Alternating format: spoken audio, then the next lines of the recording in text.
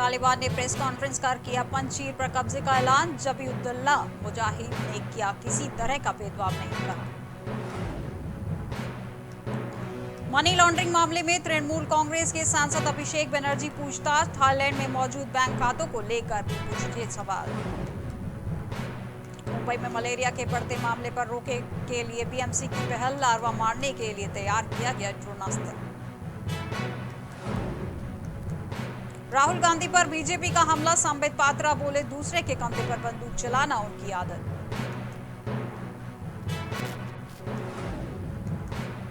Vaccination के लिए प्रयागराज में टीकाकरण केंद्रों पर उमड़ी भीड़। कई जगहों पर दिखे लोग।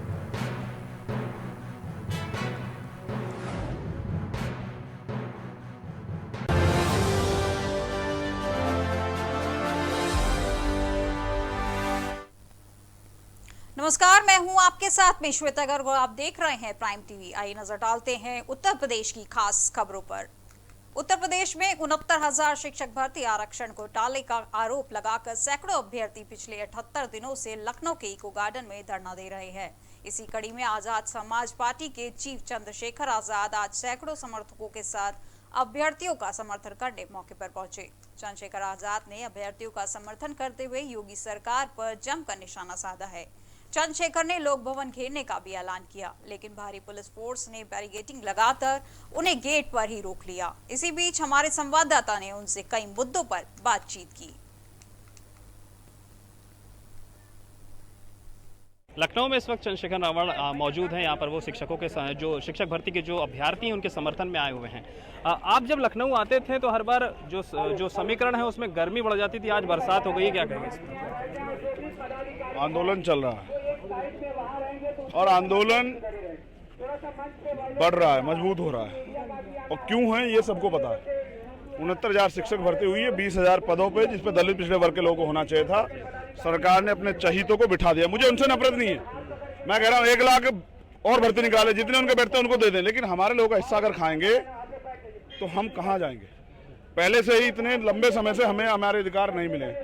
आज जब मिलने लगे हैं तो ये चोर बाजारी हो रही है। पहले पेपर लीक कराते हैं, पेपर लीक के बाद अगर इनके बच्चे उसमें नहीं शामिल हो पाते तो फिर आरक्षण भर्ती में घोटाला करते, तो हम परेशान हो गए बैठे। 78वां दिन है, मैं पहले भी 3 दिन यहाँ रह गया हूँ, भूखे प्यासे रह के आंदोलन चलाते हैं लोग यहाँ। अच्छा, आगे की क्या रणनीति, क्योंकि 78 दिन हो गए, सरकार की तरफ से कोई बयान नहीं, किसी तरह से कोई चूल नहीं उन लोगों ने कसा है अब तक। अब आगे क्या करेंगे आप? ये बनाते हैं सरकार जो लोग यहाँ बैठे हुए हैं, ये 75 जिलों के लोग हैं और बेसिकली दलित पिछड़े वर्ग के लोग हैं। 52 और 22 आप समझिए 74% लोग का ना प्रतिनिधित्व करने वाले लोग यहाँ हैं। हर जिले से लोग यहाँ हैं।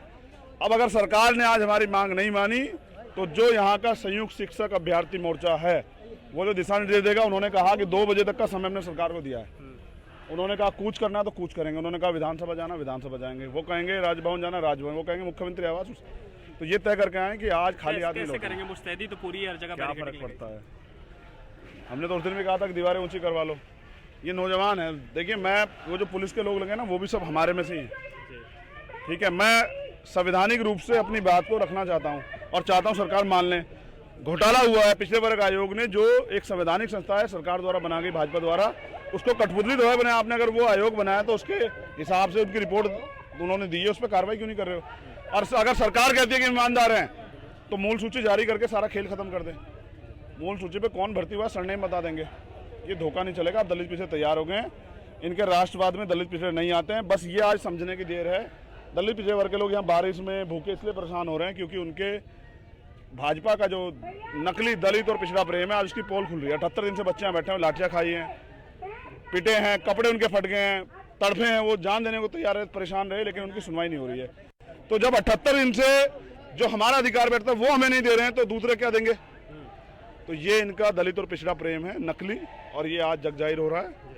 मैं जानता हूं कि 2 बजे तक सरकार नहीं करेगी तो जो लीडरशिप का आदेश आएगा, आज मैं वर्कर हूं, वो करेंगे, बाकी सरकार से देखेंगे। धन्यवाद बात करने के लिए। तो 2 बजे तक का समय सरकार को दिया गया है और ये कहा है कि अगर 2 बजे तक कोई भी नुमाइंदा यहाँ पर नहीं आता है तो आगे की रणनीति जो है वो ये लोग तय करेंगे। बता रहे हैं कि मुख्यमंत्री आवास या फिर विधानसभा का घेराव भी किया जा सकता है और तैयारी पूरी है। यहाँ का जो माहौल है, माहौल अगर मैं बताऊँ तो एक बड़ी संख्या में यहाँ पे जो भीम आर्मी के जो कार्यकर्ता हैं वो मौजूद हैं और उनसे ज़्यादा यहाँ पर वो शिक्षक अभ्यर्थी मौजूद हैं जिन्होंने 78 दिन से अपना प्रदर्शन जो है वो जारी रखा हुआ है और यहाँ पर वो सारे लोग इस वक्त मौजूद हैं। अब आगे की क्या रणनीति होगी ये अब से थोड़ी देर बाद पता चलेगा। लखनऊ से कैमरा पर्सन अश्विनी के साथ मैं नितिन, प्राइम टीवी। कोरोना की तीसरी लहर को लेकर लोगों को अलर्ट रहने के लिए कहा है। कोरोना के खात्मे के लिए प्रदेश सरकार लगातार काम कर रही है। राजधानी लखनऊ में अलग अलग जगहों पर मेगा वैक्सीनेशन कैंप का आयोजन किया जा रहा है। इसी कड़ी में लामार्ट कॉलेज में आयोजित वैक्सीनेशन कैंप का उप मुख्यमंत्री दिनेश शर्मा ने निरीक्षण किया। निरीक्षण के दौरान डिप्टी सीएम दिनेश शर्मा ने कहा कि उत्तर प्रदेश आज वैक्सीनेशन में प्रथम स्थान पर है।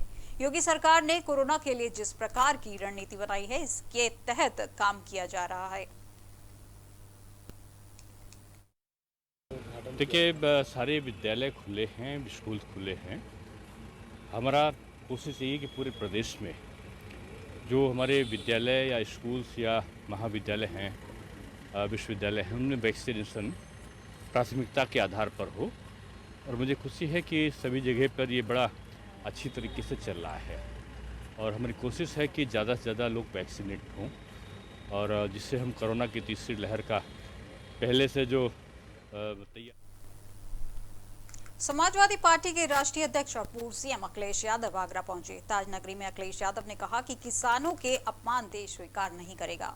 भारतीय जनता पार्टी किसानों के सम्मान की बात करती थी और उनकी आय दुगनी करने के सपने दिखाए थे, लेकिन आय तो दुगनी नहीं हुई पर महंगाई को दुगना जरूर हो गया है। किसानों के साथ भाजपा ने छल किया है। समाजवादी पार्टी किसानों के साथ खड़ी है। सरकार को किसानों का अहित करने वाले तीनों कानून वापस लेने चाहिए। बता दें कि सपा प्रमुख अखिलेश यादव निजी कार्यक्रम के तहत आगरा आए हुए थे। इसी के साथ उन्होंने ये भी कहा कि इस बार में चुनाव सपा अच्छा प्रदर्शन करेगी।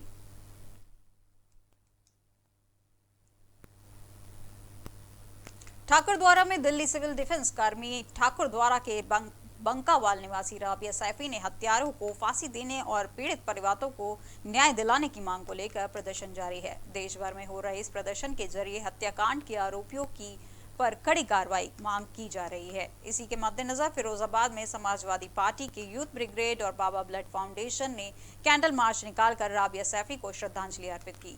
सपा के यूथ ब्रिगेड ने कहा कि राबिया सैफी को इंसाफ मिलना ही चाहिए।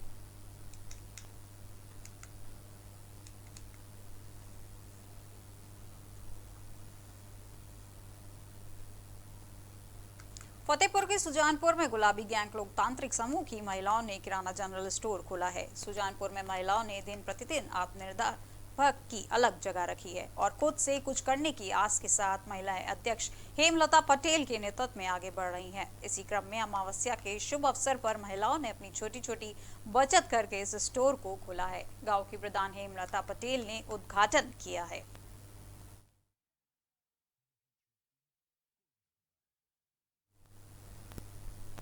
फरीदाबाद में एक बार फिर से रक्षकों पर फायरिंग करने का मामला सामने आया है। वक्त फतेहपुर में लोग गौ तस्करी के लिए आए थे, लेकिन गौ रक्षकों की इसकी भनक लग गई और उन्होंने इनका पीछा शुरू कर दिया।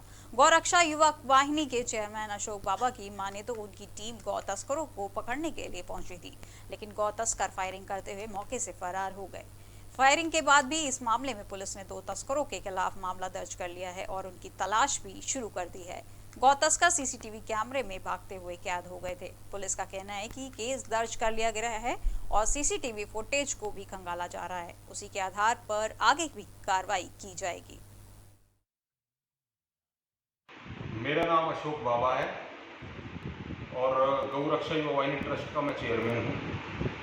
दरअसल कल हमारी टीम रोजाना की तरह गौ तस्करों को पकड़ने के लिए गश्त पर थी। इसी दौरान हमें पता चला फतेहपुर तगा में भारी मात्रा में गऊ और भैंस का मांस कट रहा है।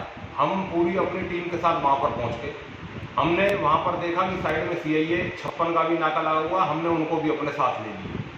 फिर हम काफ़ी देर तक वहां पर खड़े रहे। हमने भारी मात्रा में गऊ मांस बरामद करा, गऊ और भैंस का मांस बरामद करा। खाली थी उसमें, जिसकी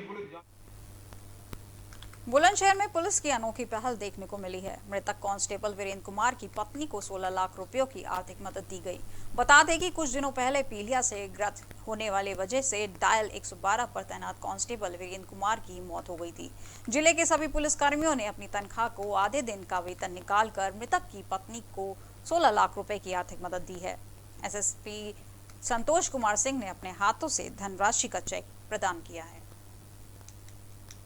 देखिए, जुलाई महीने में हमारा एक कांस्टेबल जिसका नाम वीरेंद्र कुमार भास्कर है, वो डायल 112 में उसकी नियुक्ति चल रही थी। लंबे समय से जाइंटिस की बीमारी की वजह से पीड़ित था और उसकी दुखद मृत्यु हो गई थी। उम्र लगभग 35-34 साल की थी। उसके 2 छोटे बच्चे हैं, उनकी पत्नी है।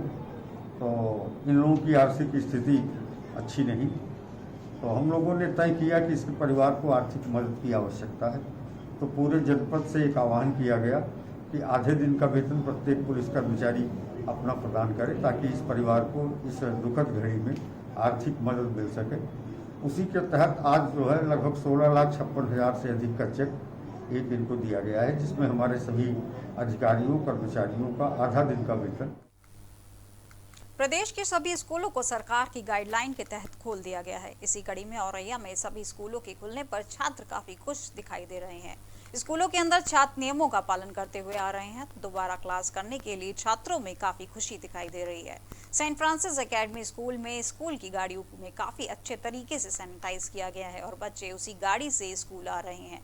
स्कूल प्रबंधक की ओर से ये कहा गया है कि ऑनलाइन में पढ़ाई सही तरीके से नहीं हो पाती है, उससे बेहतर तो बच्चों को पढ़ाई रोज क्लास करने पर समझ में आती है।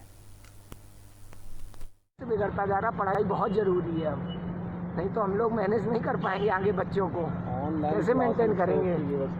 ऑनलाइन से हो नहीं पाता ना, ऑनलाइन से उतने उनकी पढ़ाई सही से हो ही नहीं पाती है। This academy is open as per the protocol given by the state government of UP, and the children are coming. Both online and offline classes are simultaneously running here. Sapa विधायक के विवादित बयान के बाद रायबरेली में भाजपाइयों ने हंगामा शुरू कर दिया है। दरअसल सपा विधायक मनोज पांडे का एक वीडियो वायरल हुआ था जिसमें वो अभद्र भाषा का प्रयोग करते हुए दिखाई दे रहे हैं। इस मामले में पूर्व विधानसभा प्रत्याशी उत्कृष्ट मौर्य ने उनके खिलाफ हंगामा करते हुए कड़ी कार्रवाई की मांग की है। भाजपा कार्यकर्ताओं ने सपा विधायक के खिलाफ मुर्दाबाद के नारे लगाते हुए उनका पुतला भी फूंका है और कहा कि सपा प्रमुख अखिलेश यादव विधायक पर एक्शन ले। सिद्धार्थनगर के खुनिया ब्लॉक में भव्य स्वागत समारोह हुआ। इस समारोह में अनुसूचित जाति मोर्चा का नवनिर्वाचित प्रदेश अध्यक्ष का जोरदार स्वागत हुआ।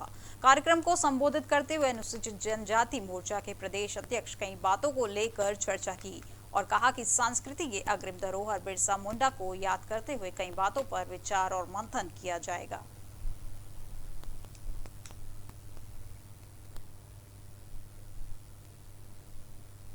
सिद्धार्थनगर में बाढ़ग्रस्त क्षेत्रों को मैरून घोषित करने के बाढ़ग्रस्त किसानों की फसलों को नुकसान का मुआवजा दिलाने को लेकर सपा नेता ने अपनी आवाज उठाई है।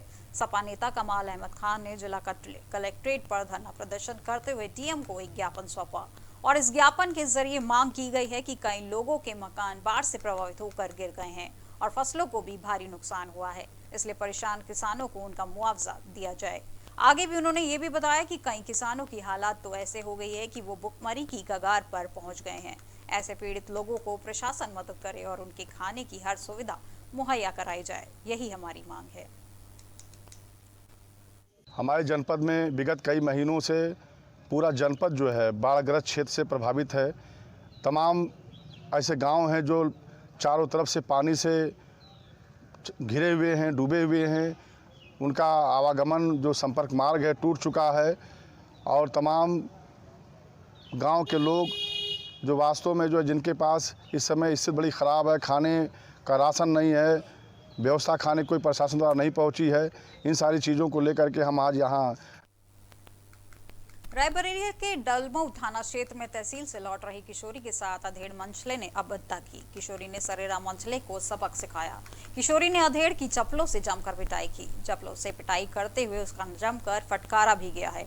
किशोरी की ओर से की गई इस पिटाई का वीडियो सोशल मीडिया पर काफी तेजी से वायरल हो रहा है।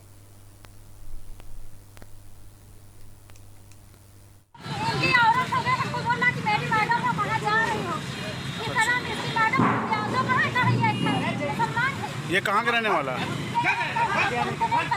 ये कितने दिन से पीछा कर रहे हैं आपका? काफी पीछा किया। क्या किया आपने फिर? हम गए थे तासीनी वहाँ पे मतलब तारीख लेने। क्या नाम है, कहाँ के रहने वाली हो? हम गाँव के रहने वाली ज्योति नाम। क्या कहा? अभी पीछा कर रहे थे आपका? हाँ। कोई कमेंट पास किया क्या? हाँ। फिर आपने नंबर मांग रहे थे आपसे?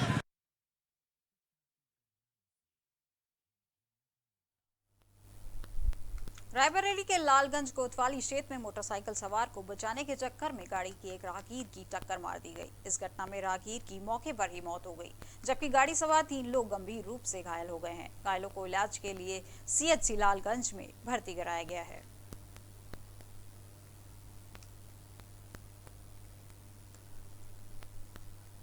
अभी एक हमारे पास जो है पेशेंट आया है जो कि दुर्घटनाग्रस्त है, काफ़ी चोट है, हेड इंजरी है उसको।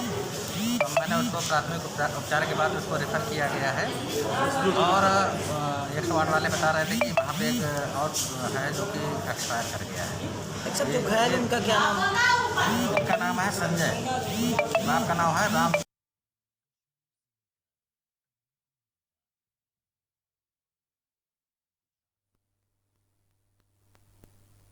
उत्तर प्रदेश की अब तक की खबरों में बस इतना ही और अधिक खबरों के लिए देखते रहिए प्राइम टीवी। नमस्कार।